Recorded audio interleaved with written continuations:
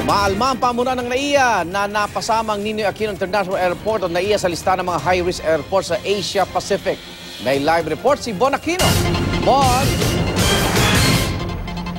Yes, Igan, wala raw dapat ikabahala ang mga pasahero ng Ninoy Aquino International Airport ukol sa panibagong balita. Patungkol nga na isang high-risk airport ang NAIA dahil ayon sa kanilang pamunuan, taong 2010 at 2013 parawang issue na yan at kanila na itong nasolusyonan.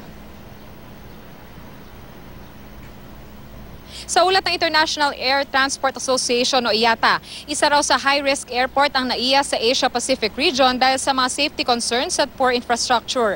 Kabilang sa ipinunto ng IATA ang kakulangan ng signage, markings at mga ilaw sa ilang bahagi ng runway. Sagot ng NAIA na tugunan na raw ang mga ito maging ang iba pang problema sa paliparan.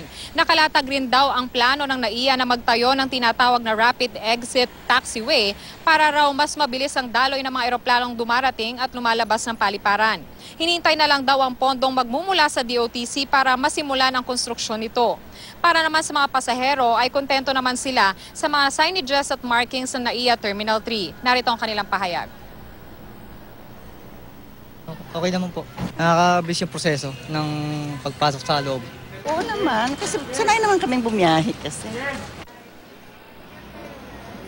Igan, sa mga oras na ito ay maayos naman ang sitwasyon dito sa NAIA Terminal 3. At ayon nga doon sa mga pasaherong ating nakausap, nakakatulong din daw na madalas silang bumabiyahe para naman na maayos yung kanilang pagtukoy doon sa mga markings at signages sa loob ng paliparan. Igan? Maraming salamat, Bon Aquino.